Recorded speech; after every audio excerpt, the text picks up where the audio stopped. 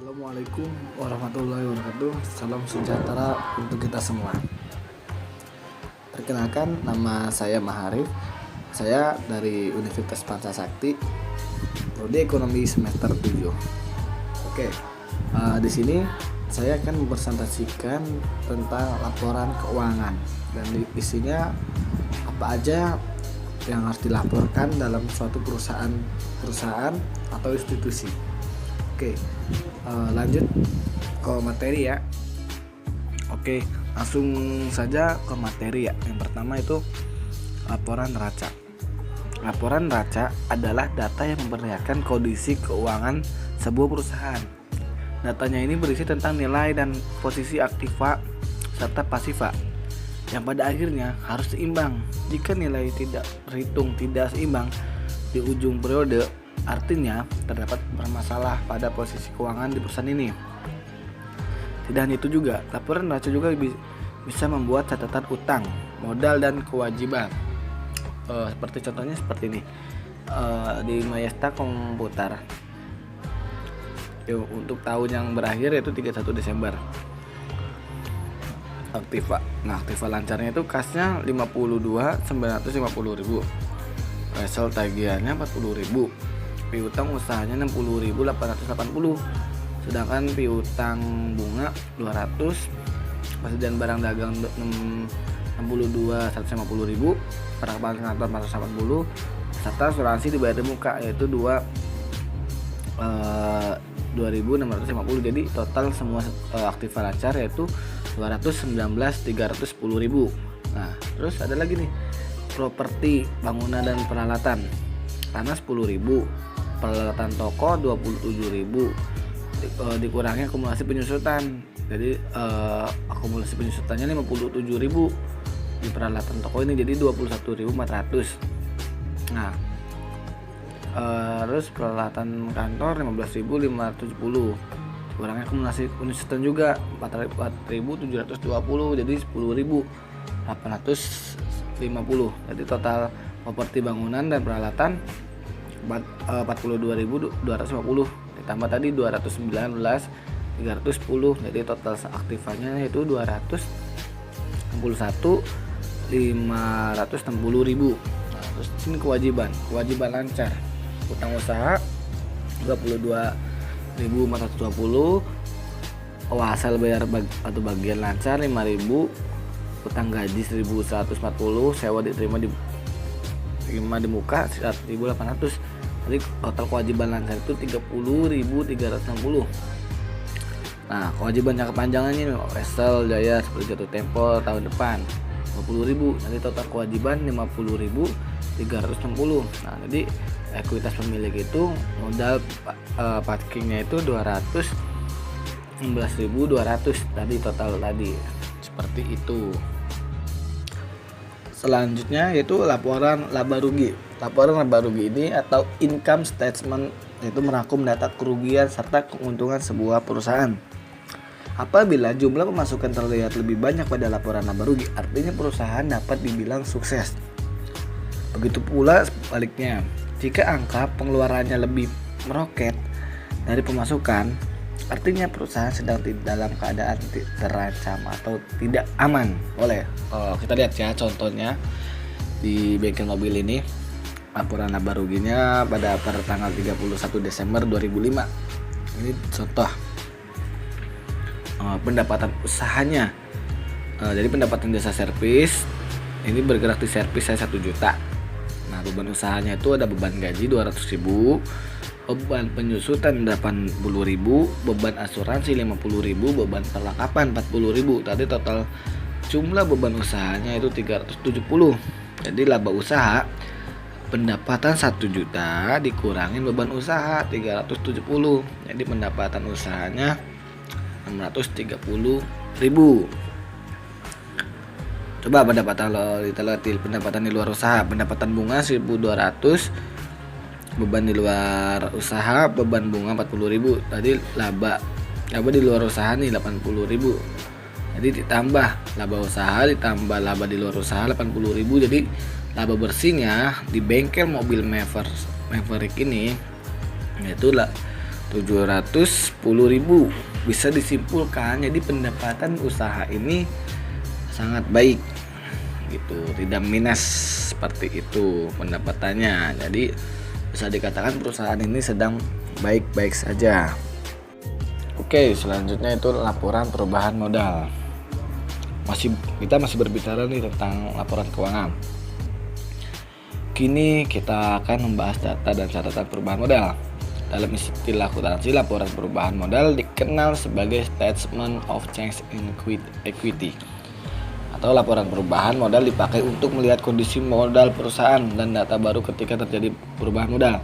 Di sini kamu akan menemukan jumlah modal awal dan saldo terkini sebuah perusahaan. Selain itu, kamu juga bisa menganalisa perubahan saldo modal di awal dan di akhir periode di ujung laporan. Agar laporan lengkap, ada beberapa data khusus yang kamu perlukan. Data-data tersebut termasuk modal awal periode, jumlah laba dan rugi, serta pengambilan dana pribadi oleh pemilik bisnis. Maka dari itu, laporan perubahan modal tidak bisa dibuat sebelum laporan laba rugi selesai dihitung. Jadi ada berkaitannya dengan laporan laba rugi tadi. Contohnya ya, di Biro Perjalanan Travelog Media atau laporan perubahan modal untuk periode yang berakhir pada 31 Januari. Itu modalnya itu 80.000 awal mula, 80 juta ditambah investasi selama periode berjalan 1 juta. Jadi laba bersih selama periode berjalan itu 55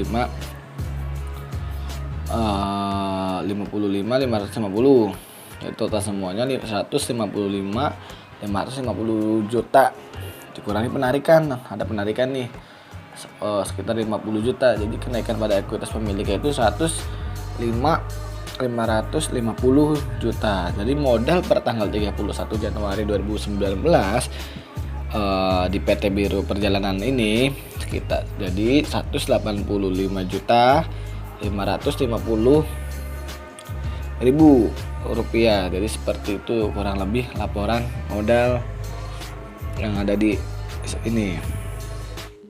Oke, selanjutnya yang terakhir yaitu laporan keuangan arus kas. Laporan arus kas atau cash flow yaitu statement bermanfaat sebagai data mengenai arus kas yang masuk dan keluar. Dengan laporan keuangan ini, kamu bisa tahu seberapa banyak anggaran kas yang terkuras dari perusahaan dan apakah jumlah setara dengan pemasukan. Tidak hanya itu, laporan arus kas juga merupakan bentuk pertanggungjawaban kepada para pemangku kepentingan instansi untuk meneliti arus kas yang masuk. Kamu bisa melihat dua sumber nih, yaitu dari pinjaman dan pendanaan. Sementara itu untuk membuat laporan keuangan arus kas, kamu bisa melihatnya dari jumlah pengeluaran perusahaannya. Biaya yang dimaksud bisa berbentuk investasi atau kegiatan operasional. Kamu juga bisa membuat data ini dengan mencontek laporan keuangan arus kas di bawah ini. Maksudnya seperti ini ya, contohnya ya. Laporan arus kas untuk tahunan yang berakhir pada tanggal 31 Desember. Oke. Contoh, arus kas dari aktiva operasi ini penerimaan kas dari pelanggan 540 juta, 504.552.000. Terus pembayaran kas kepada pemasok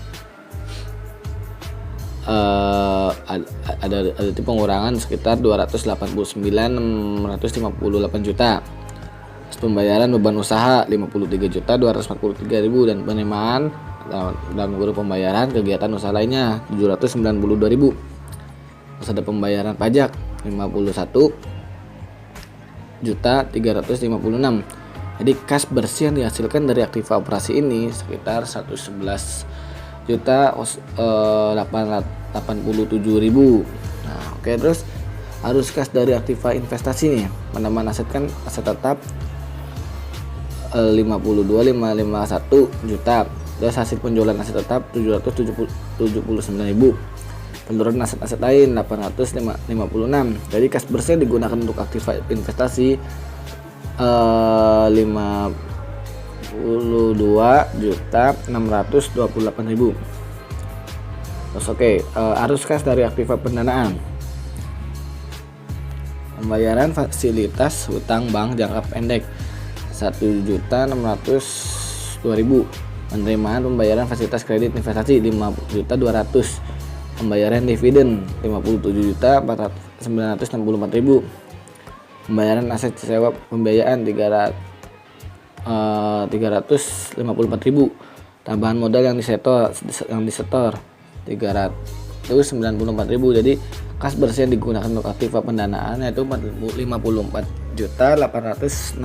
Jadi kenaikan kas dan setara kas yaitu 3.653.000. Kas yang setara dengan kas awal jadi tadi 79.449. Jadi kas yang setara dengan kas akhir tahun itu 83.103.000.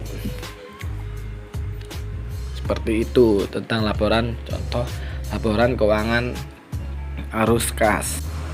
Oke, itu saja yang bisa saya presentasikan tentang laporan keuangan.